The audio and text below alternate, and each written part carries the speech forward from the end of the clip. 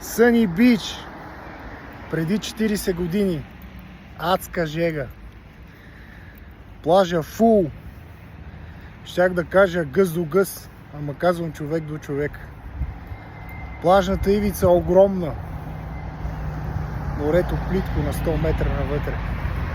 Идилия! Супер!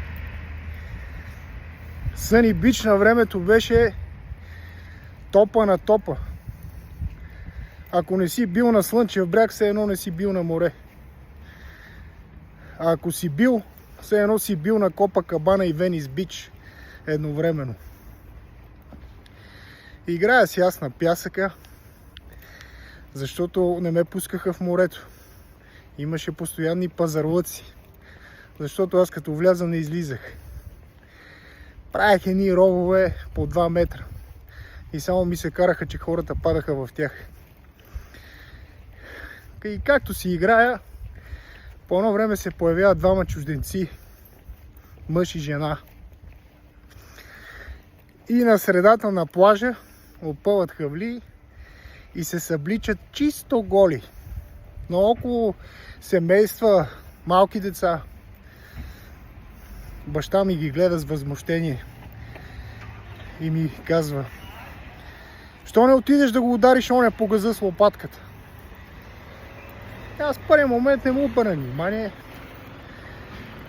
защото го разбрах, че просто реагира. Не иска да му го каже директно. Продължих да си играя, обаче се прокрадвам за чужденеца, вдигам лопатката и фраз! Един як удар.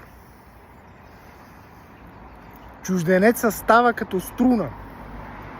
Поглежда назад и вижда едно малко дете. И просто не знае какво да направи. Загуби ума и дума. Облича се веднага и той, жена му, и продължава да си лежат на плажа. А баща ми, ченето му увиснало. Обаче нали ми е баща, трябва да реагира някакси. Целият плаж гледа. И той казва: "Какво направи, бе?" И аз естествено му отговарям: "Нали ти ме накара?" Такъв бях аз като малък.